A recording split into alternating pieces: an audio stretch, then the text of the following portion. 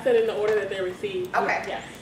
The only slight, difference in that is when it comes into right up when classes start. But really, that's what we tell a student as they receive.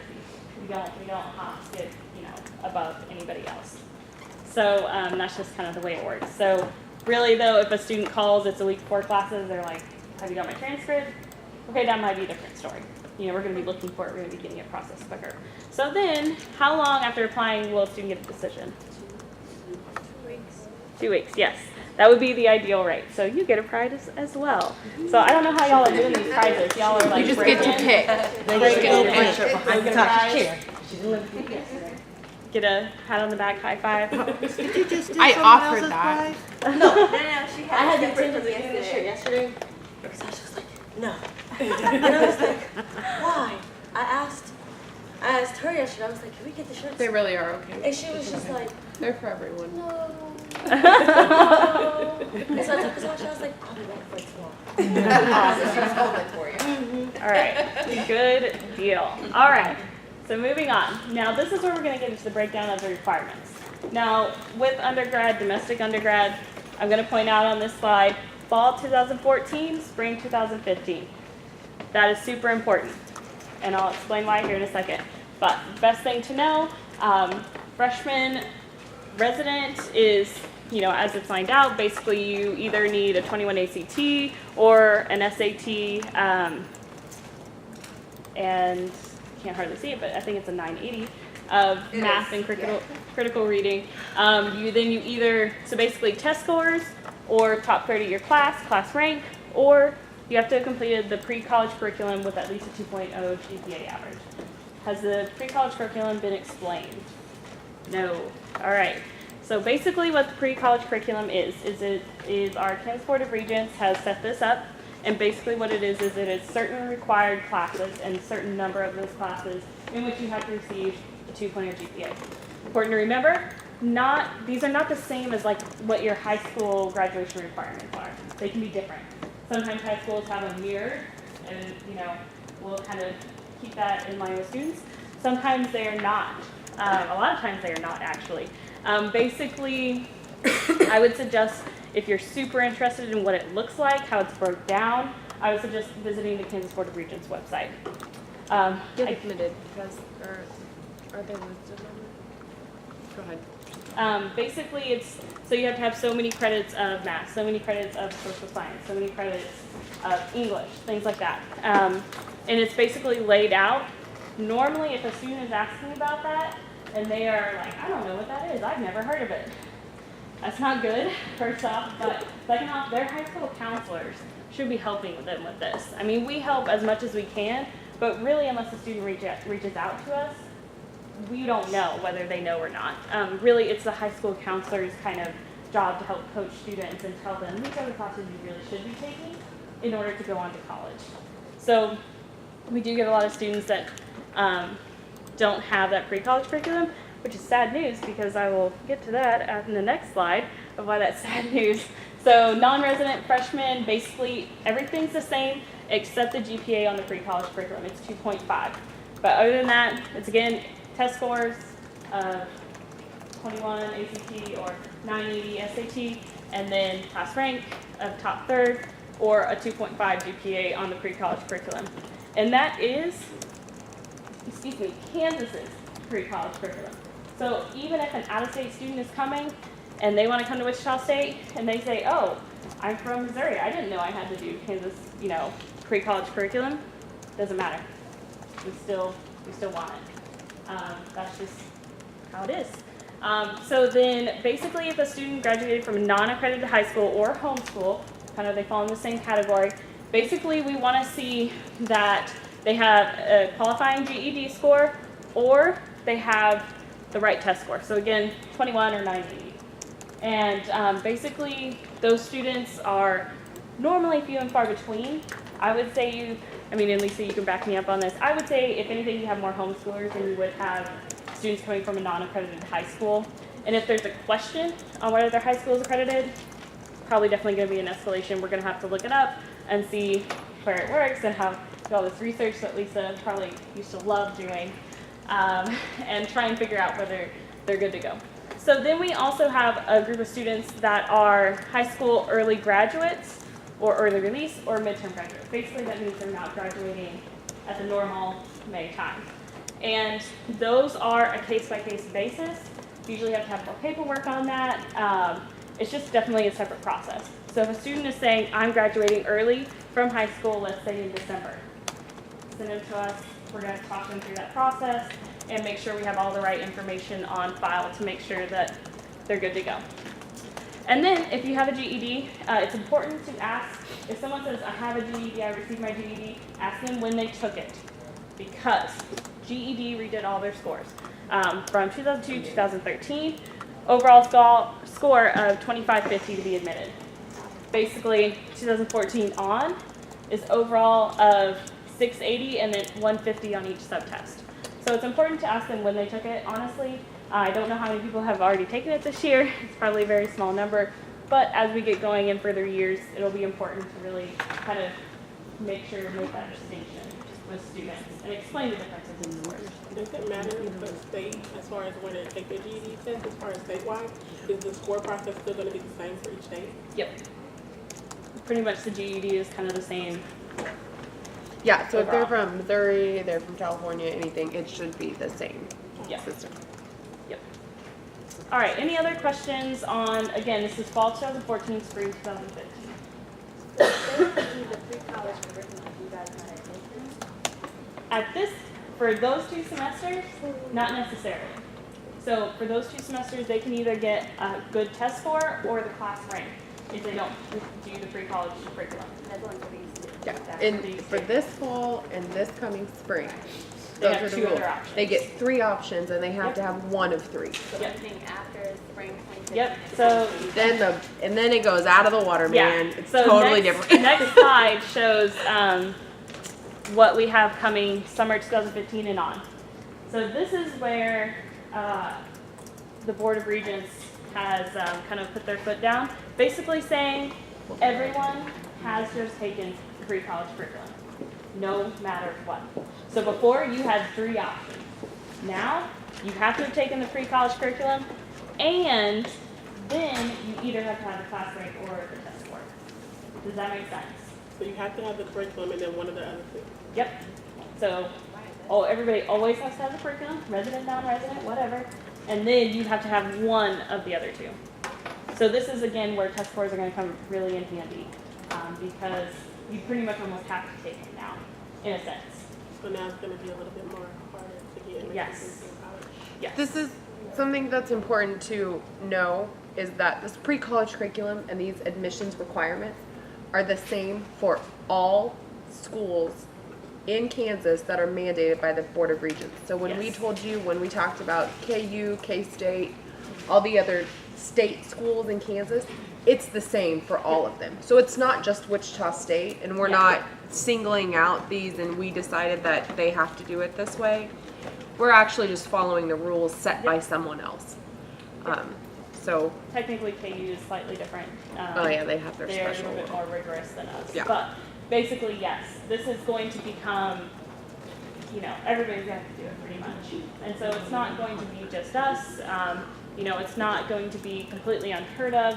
Again, high school counselors are really going to have to be pushing now and really telling students about this information. Because really at this point, if you want to go to a university in Kansas, you're going to have to do it. If you don't, actually, I'm not going to say that. I'll say it in the next slide. So basically, again, everything in a sense is very similar, except for the fact now everybody's required to do a pre-college curriculum. Other than that, all the scores are pretty much the same. Again, non-residents have to have a 2.5 on that pre-college curriculum, though.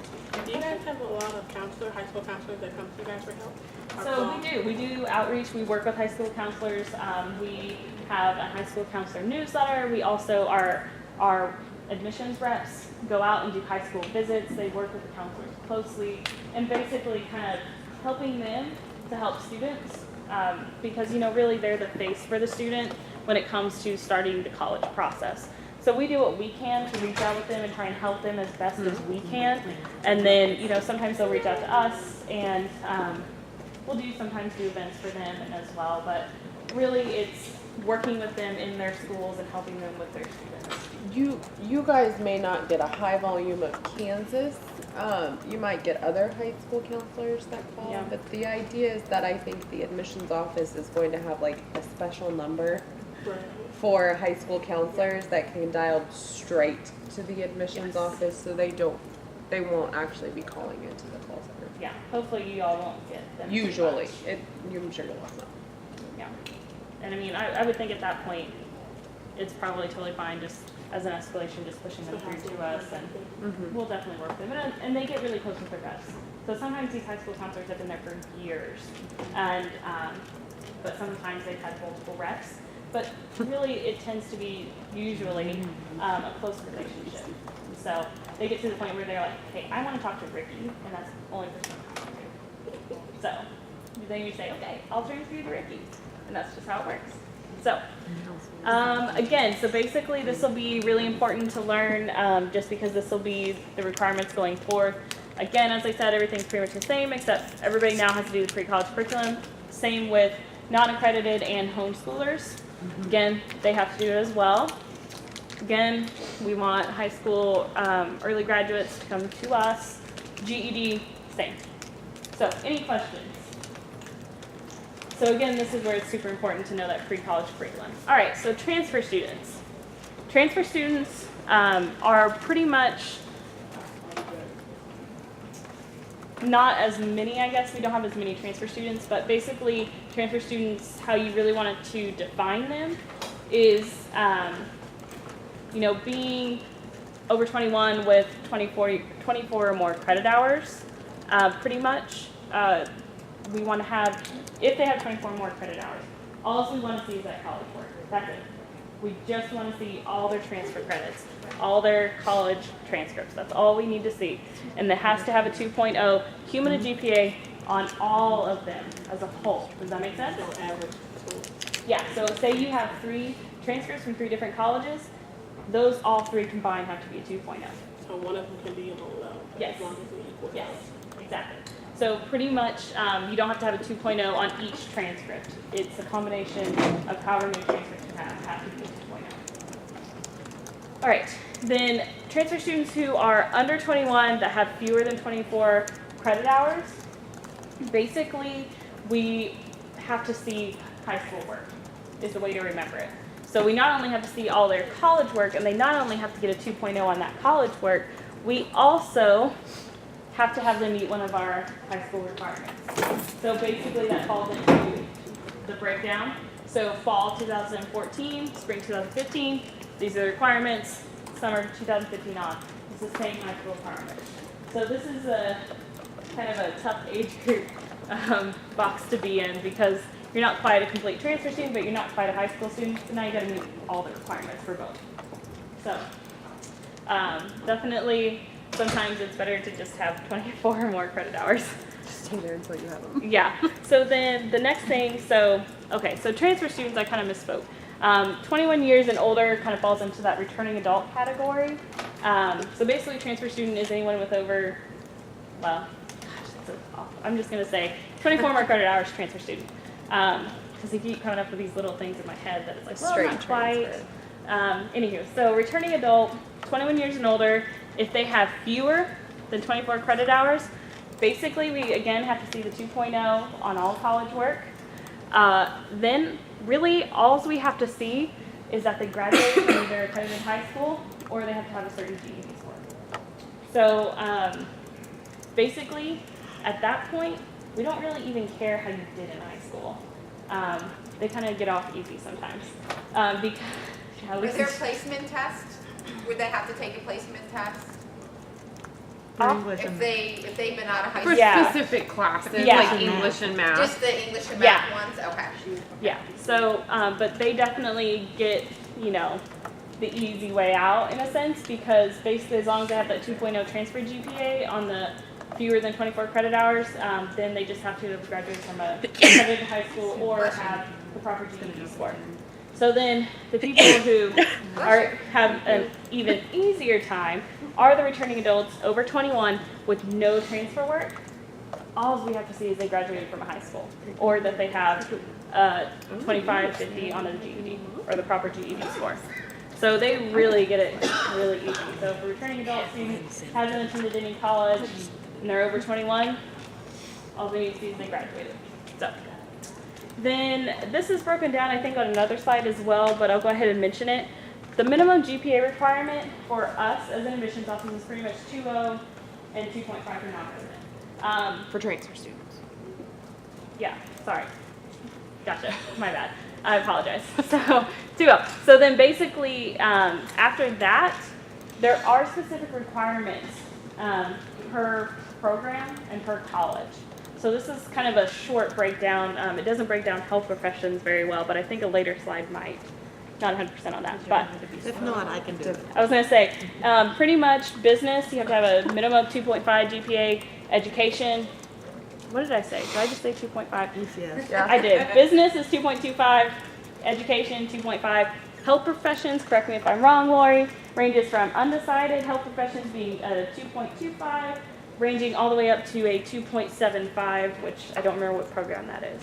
That would be nursing and dental hygiene. There you go. So basically, a student can come. And CSD.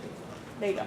A student can come, get admitted, and let's say they have a 2.0 GPA. They get admitted to the university as a whole, but they say they want to go to nursing.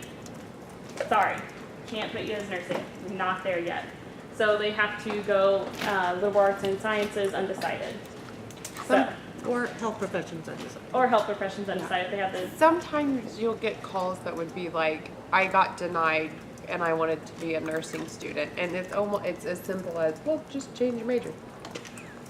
So, and you can be admitted and you just have to do some work Extra classes to and, get their GPA. yeah, and then boost your apply for the GPA and program. then you can change your major.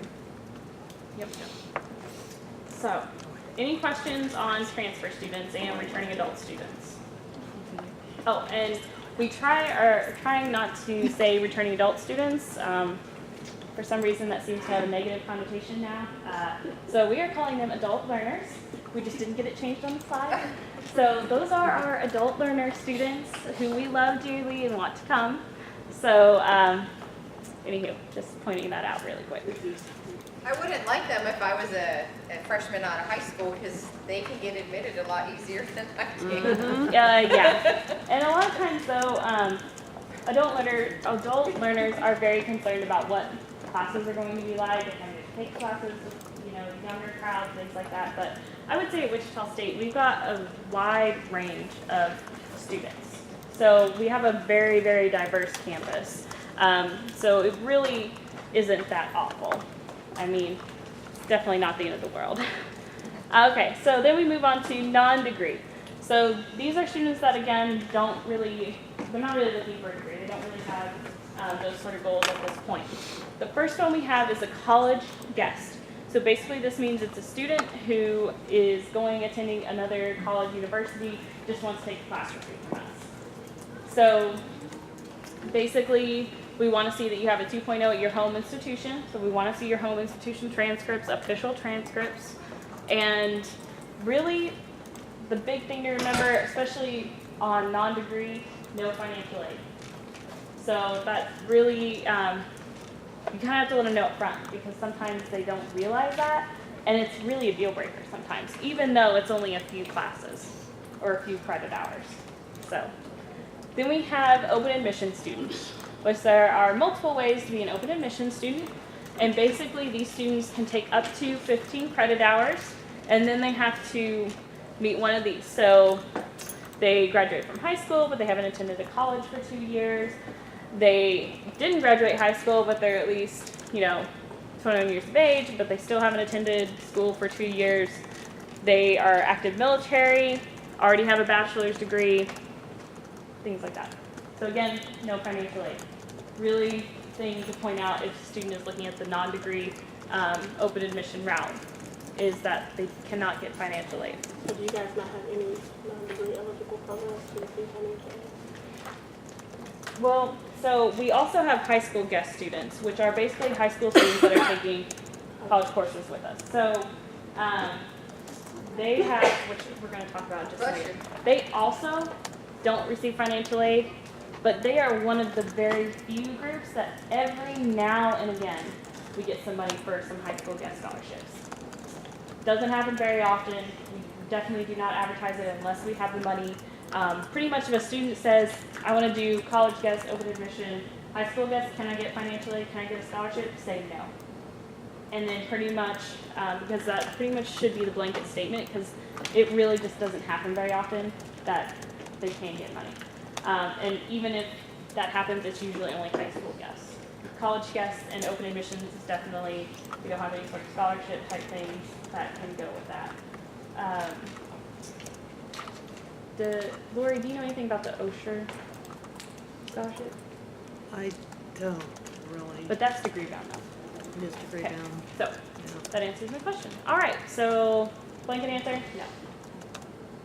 All right, so we're gonna go back to the knowledge base and see if you guys can find these different admission requirements. One for undergraduate freshmen, and then transfer students. So basically, and then college, figuring out what a college guest is. Basically, this is gonna be all undergraduate, no international, pretty much. Right now, we're just covering undergraduate domestic. So that will hopefully help you in your keywords.